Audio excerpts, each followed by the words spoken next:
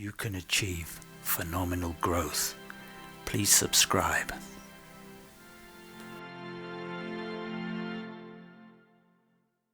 People that are committed are busy doing it.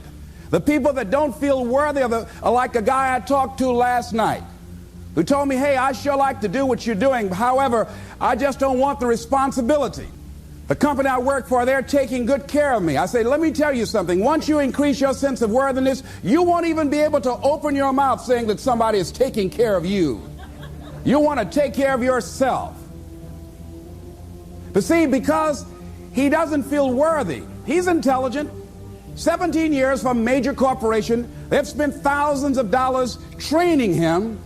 He knows he has the book knowledge. But his attitude is, his vision of himself, his sense of deservingness says, you can't have that. So he will fabricate all kinds of excuses on why he can't have it. Robert Anthony said something. Robert Anthony said that you can only have two things in life: reasons or results. Notice, reasons don't count. I like that. Folks will always point out reasons on why they're not living their dream, on why they're not manifesting their greatness. They will always be able to point those things out, but none of those things count. The only thing that counts are results. And results don't lie, ladies and gentlemen.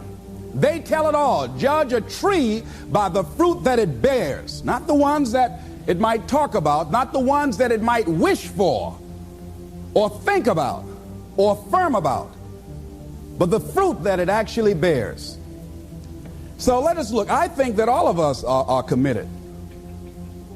But I think that some of us are producing results in our lives that level of commitment brings that we particularly don't like or find distasteful. I don't think that as a participant in life, you cannot be committed. You're either committed to mediocrity or you're committed to greatness. You're either committed to being productive or you're committed to being non-productive. You're committed to being happy or you're committed to being unhappy.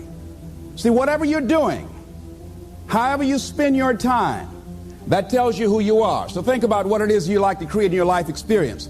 Once I look at how you commit your time, once I do an evaluation on how you spend your time, I can tell you exactly what you're committed to. People that say they have dreams or want to open a business or want to do something differently than what they're now doing, they don't like their jobs, they're unhappy, they're unfulfilled. People who say they want to improve their income level, look at how they spend their time. How they spend their time, the commitment of their time, how they use that will really tell the truth. People who said, I'd like to do better, but you don't find them in vocational or technical schools upgrading their skills and their knowledge, how they spend their time, that will tell you what's going on. People who say they want to normalize their weight, they want to be healthy, but every time you see them, they're eating, that will tell you that they're committed to being obese for the rest of their lives. People tell you they want to stop smoking and they're lighting up at that time. Folk that say, I want to stop drinking, and every time you're in their face, they're reeking with alcohol, that will tell you what's going on. Don't have to listen to what they say, just watch what they do. Commitment shows up in your life in what you do. On the other hand, you can make the commitment to your life that you don't like the results that you have and that you're going to do something about it. See, that power is available to all of us. People who look at life and decide, I want something different for myself. Carol Hatfield. Carol, who lives in Detroit, single mother, decided that she wanted to go into her own business. Did not have enough money to do it. She wanted to have a health food store. She sold her car and used the money to start in a little storefront, a little hole in the wall. She rode to work on a bicycle. And then when she got enough money, she bought a motor scooter and did that for a long time. She's now a very successful person. She now has 3 health food stores. She said it was hard, it's a struggle, Les. She said, but I did it. She said, I made the commitment to do it, and I did it. Why is it that people are frightened by commitment? Because when you say the word commitment, that intimidates a lot of people. Why? Because it means you have to deliver. See, most people, you ask them, hey, look here, I'd like for you to do this. And they'll say, I'll try. I'll try means that is my escape clause. When I don't come through, it's really a polite no. I don't have the courage to tell you no, so I'll tell you I'll try. Hey, look here, I need you to come to this meeting. I'll try. I say, what do you mean? You're going to lean toward the meeting? Try and sit down. You either do or you don't. Try and take this pencil out of my hand. You either do or you don't. There's no such thing as try. So most people like to use that language. They don't want to commit themselves because commitment means, among many things, no excuse. That's what it means, no excuse. That if you decided that you're going to do this, if it becomes hard, then do it hard. If it's difficult, so what? If it's inconvenient, so what? See, a lot of people made a commitment to come here tonight, but they looked outside and said, it's raining. The temperature dropped. It's cold outside. And they decide to give up on their commitment. And that's how people do about their dreams. They don't honor their commitment to themselves. Let me tell you what happens when you don't keep your commitment. Number one, it begins to deplete your self-esteem and it erodes your self-image. It weakens your faith in yourself. You don't feel good when you don't keep your commitments. The other thing is that you begin to develop weak relationships with people. People begin to realize they can't depend upon you. They can't rely on you because you won't keep your word. You've established that kind of reputation. Just think, what would your life be like if you decided to keep your commitments? What will all of our lives be like if we decided to keep our commitments? That we decided to do the things that we said that we were going to do. That we wouldn't even speak it unless we were going to do it. If we decided just for a week, just see what your life can be like. Let's do it for a commitment to make it a 7-day commitment that I won't say I will do anything unless I'm going to do it. And find out what your life will be like. Let me tell you what, if you follow it through, if you keep your commitment to the commitment, at the end of the 7 days, you'll feel strong and powerful. Because by honoring your commitment, each time that you do, that empowers you. Whatever discipline that is required. Whatever it is that you must do. So I'm suggesting, number one, commit yourself to live in the present. I saw the movie, The Dead Poets Society, Robin Williams, and they had a line in there, seize the moment. Many of us are not able to move forward and develop and manifest our greatness because we spend so much time looking back or worrying about the future. Seize the moment. See, you cannot go into the future and manifest your greatness when you have various things in your life that's blocking you. Remembering what Dr. Robert Anthony said about results. When you keep your commitments, you're able to produce some different kinds of results in your life. So how can we keep our commitments? And do we keep all commitments? No, we don't. You will not be at 100%. However, you will have a greater percentage rate of maintaining your commitments to yourself, whatever those things might be. If it's going into business, if it's changing a habit that you know that works against you, if it's overcoming self-destructive behavior, if it's retraining your thinking, if it's reinventing yourself, if it's trying to begin to design your relationship differently, all of us have the possibility, by focusing and really harnessing our attention and concentrating on it, we really have available to us the power to honor our commitments in those particular areas. So number one, make it priority. See, no one would go get on an airplane if you thought your chances of getting there to your destination were as good as your luggage. See, and I say the reason that you will reach your destination more times than your luggage will is because the airline, and I'm glad that they do, has made it a priority to move the human beings from one point to the other safely. Not send you off to Boston or someplace with your luggage. So I'm not really upset when my luggage doesn't show up. I'm glad they delivered me. Because they've made me a priority. See, they have made delivering you to your destination important.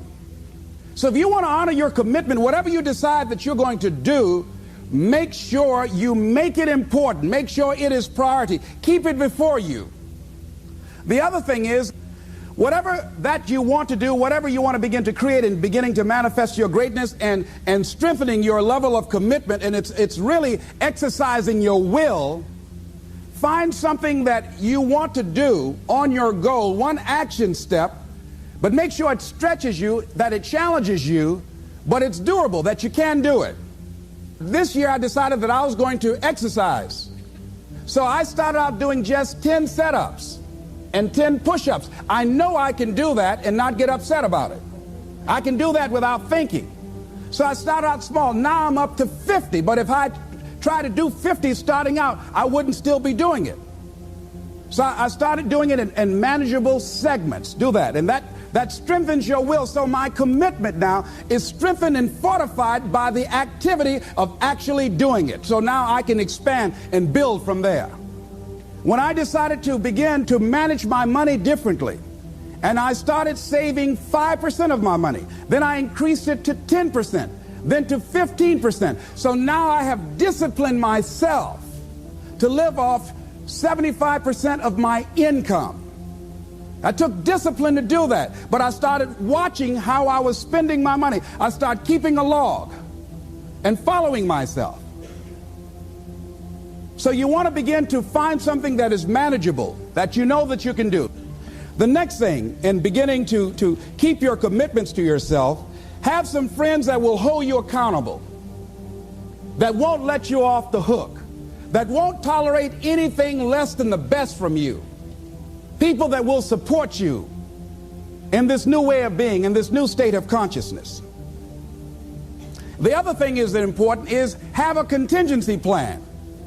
See, many times when you make a commitment to do something, there are some other variables that will happen that you can't control or you perhaps did not think about. So you want to have some other plans going on. You want to become creative. See, most people don't keep their commitments because when something goes wrong, they just stop. They don't have a contingency plan. So they don't know what to do next. Start being creative. If you challenge yourself, many times we say, I don't know what to do. And I always ask myself, but if you did know what to do, Les, what will it be? That activates another part of my mind. I start thinking about the possibilities and just experimenting. But many of us just stop dead in our tracks. I don't know what to do. You do know what to do. You've got genius in you. Challenge yourself. Push yourself. Make yourself come up with something. Use your imagination. And what you will find is that you know more than you realize that you know. That you're more creative and more resourceful than you realize that you are. And as you do that, the more you do it, the easier it will become. At first, it's going to be a struggle. And after you get into a certain level of consciousness, you will ask yourself, how is it that I didn't see this before? At the level that I'm managing my business now, they say consciousness is what we are. I literally look at myself and say, how is it that I didn't do this before? Why is it that I couldn't see this before? And the reason that I didn't see it before, because I didn't challenge myself. I didn't put myself out here. See, the reason that most of us go through life never discovering our true greatness, literally walking, breathing corpses, the uncommitted life isn't worth living. Why? Because it doesn't produce anything. See, you only make things happen. Your life only counts. You only make a difference when you are committed. When you make a commitment with your life. That's the people that make a commitment with their lives. The people that make a commitment to their customers. The people that make a commitment to their families, to their relationships, are the people that make the greatest impact in life. What is commitment? Commitment is the salesman who says, look here, I'm going to make $1,000 today and I'm not going home. You can turn the lights out. The janitors could be here running the vacuum cleaner. I'm not leaving here till I do it. I used to be a door-to-door salesman. I had X number of TVs. I had a minimum amount that I knew I had to sell every day in order to provide for my mother, who was ill at the time, who had lost her job at the M&M cafeteria because of arthritis. And I said, I'm going to go door to door, and sometimes I would not come home until 1 o'clock at night, knocking on people's door, people closing. What do you want? Would you like to buy a nice working month's television set, no money down? No. What about an Emerson TV? No. Thank you very much. Do you know anybody else that would be interested? No. Thank you very kindly. Knock on another. Hello. Would you like to buy a nice working television set, no money down? No, get away from our door. Thank you very kindly. Do you know anybody else would be? Yeah, my cousin, he lives 2 doors down. Thank you very kindly. I tell him you sent me. When I heard your cousin told me that you wanted to buy a television set, told me to come here and talk to you, we got a special discount for you. Yes, come in, I'm interested. I would just keep right on. I would not go home until I did it. It's an interesting thing, ladies and gentlemen, that when we put ourselves in a situation where we say we're going to do it, it puts you in another zone where the universe responds to you. When you have that kind of consciousness, see, the universe responds to the man or woman that refuses to be denied, because that is your commitment. That business that you want, that book you want to write, that dream that you have of controlling your destiny, that is yours. That power to create that and to manifest that is yours. That's available to you. But you've got to be willing to stand there and face disappointment, not have support, be lonely, doubt yourself sometimes, be rejected again and again and again, become bankrupt if necessary, again and again and again, and refuse to turn around until life gives it up. Nothing can resist a person that has that kind of commitment. The people that have made a difference on the planet. When John F. Kennedy said, we will go to the moon in the next decade, he spoke it. That was a commitment, and people shared that vision. People bought into that. We've had all kind of examples in history where people have made declarations, who have committed their lives to bring about a difference. There are people who are taking a stand today against hunger. I guarantee you it will be a part of our past at some point in time. Someone took a stand against polio. It no longer plagues us as it once did, because someone said, it is my commitment to eradicate it from the face of the earth. Someone made the commitment. The reason that we're here and enjoying the democracy that we have, someone made a commitment that whatever is required, if it means that I die. I remember Paul Robeson, here I stand, for I can do no other. And that's how you must be. Commitment means standing up for your life. It means honoring yourself. It means beginning to say and to see and recognize your alignment and oneness with the universe, and that you are a channel for life to express through. And we short-circuit it with anger. We short-circuit it with fear. We short-circuit it with envy. We short-circuit it by being lazy or apathetic or giving up easily. Why?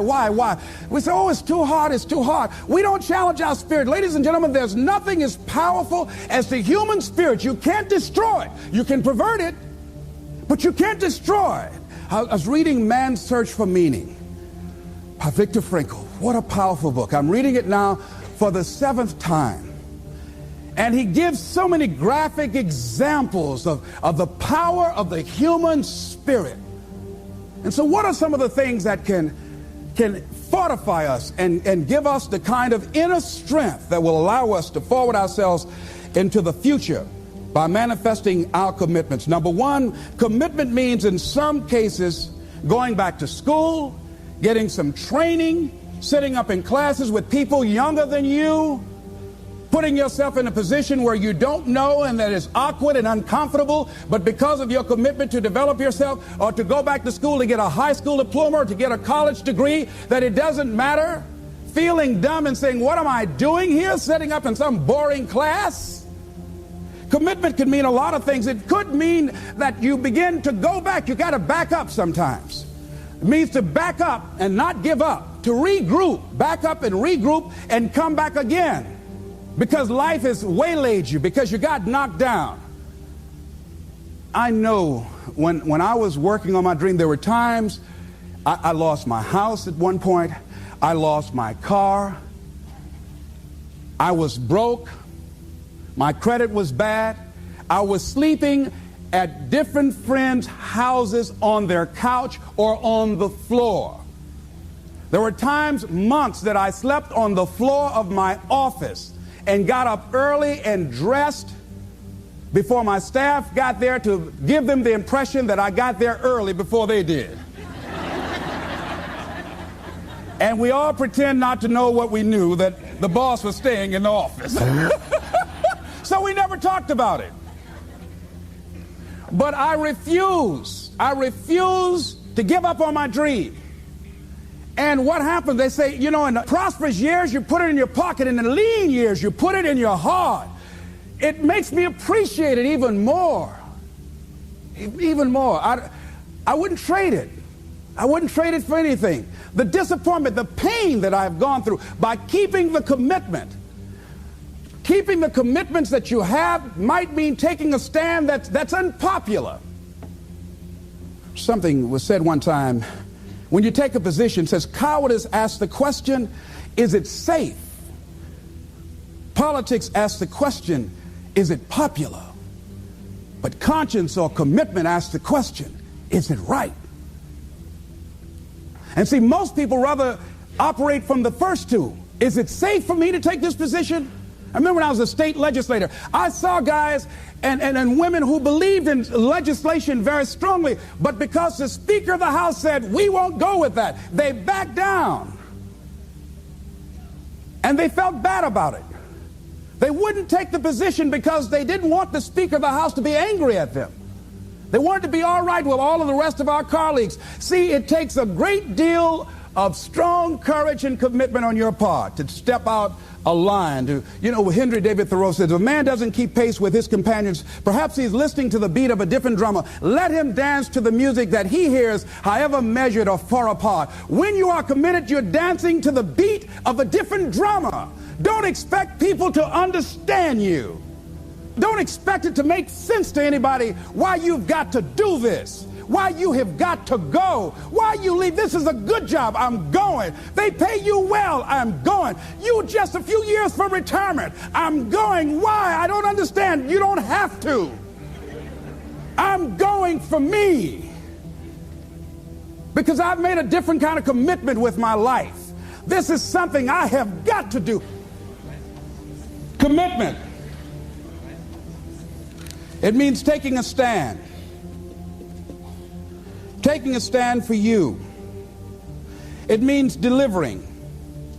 It means coming through. What if you don't keep your commitment, Les? What if you give it everything you have and you come up short? Or if you don't give it everything you have, what if you get weak along the way and you throw in the towel on yourself? You surrender to your emotions. What then? A lot of people become discouraged. They become frustrated, and they say, oh, what the heck? And they go back to doing what they were doing before, saying it doesn't work. Here's what I suggest. Number one, that does happen, so take total responsibility for it. Just own it. Don't make any excuses on why you gave in or why you didn't come through. Just own it and face the flak, whatever it is. And stand up inside yourself. Next thing is, assess the situation. How did you get here? What happened that you broke down, that you had a breakdown and you surrendered? What happened? What was going on? See, when I used to go on a diet, and I no longer do that, I've made a commitment to a healthy lifestyle. I used to eat up until 12 midnight on Sunday. Anything that wasn't moving. And on Monday, I would get up and eat a fruit, light fruit breakfast, and for lunchtime, I would fix some broiled chicken and meticulously peel the skin off and eat the chicken, and then eat the skin.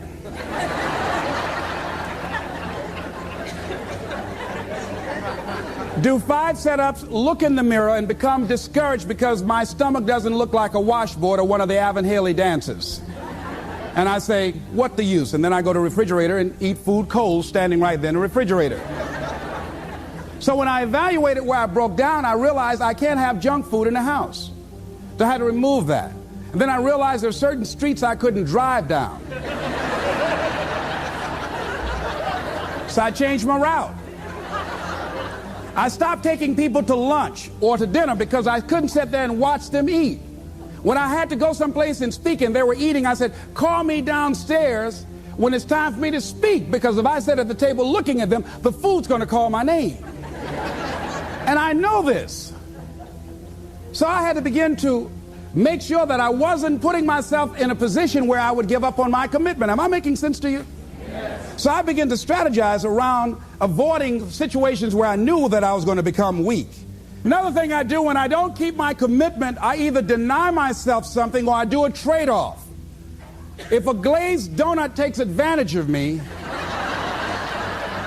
then I require myself to do an extra 25 setups, or I walk for an extra 15 or 20 minutes because I got a hammerlock on my head and say, come on over here. So you might have to deny yourself something or do a trade-off. Do something that will offset it. The other thing is, start again. So what? You fell flat on your face. So what? Start again. Learn from the experience and start again. Don't count yourself out. Don't sentence yourself to a lifetime of being miserable, a lifetime of being broke, a lifetime of being unhealthy, a lifetime of being in a relationship that is no longer fulfilling to you, a lifetime of working on a job that does not bring you satisfaction, that's not giving you the creative urge that you need and that got to have in your life that stimulates you. Don't sentence yourself like that. You are a human being. Don't volunteer your life that way. Your life has too much value to the universe. You've got something to contribute. You've got something to give. And so what if you make a commitment and you're not able to do it like a pro? That you're not good as everybody else. Live in the moment. I like what this says. Look to this day, for it is life, the very life of life. In its brief course lie all the realities and verities of existence, the bliss of growth, the splendor of action, the glory of power. For yesterday is but a dream, and tomorrow is only a vision. But today well lived makes every yesterday a dream of happiness, and every tomorrow a vision of hope. Look well, therefore, to this day. See, if we just start enjoying where we are, if we make that kind of commitment to enjoy where we are, to experience the experience of life where we are, to do all we can right now where we are. Forget about the mistakes yesterday. Forget about all your failures yesterday. Forget about what you don't have. That's not important. Only thing that we have is right now. Right now, right now. And I say that life is calling on you to call forth on that. The optimists, which I think one of the most positive groups in the world, they have something called the Optimist Creed, and I like, it says promise yourself. I changed it to commit yourself because I think that commitment has more power than promise. It says commit yourself to be so strong that nothing can disturb your peace of mind, to talk health, happiness, and prosperity to every person you meet, to make all your friends feel that there is something in them, to look at the sunny side of everything and make your optimism come true, to think only of the best, to work only for the best, and expect only the best. To be just as enthusiastic about the success of others as you are about your own. To forget the mistakes of the past and press on to the greater achievements of the future. To wear cheerful countenance at all times and give every living creature you meet a smile. To give so much time to the improvement of yourself that you have no time to criticize others. To be too large for worry, too noble for anger, too strong for fear, and too happy to permit the presence of trouble. Commit yourself to these things. Isn't that powerful? What a commitment to make with your life. Commit yourself to stretch, to get outside of your comfort zone and not be concerned about what people think about you, because they're thinking it anyhow.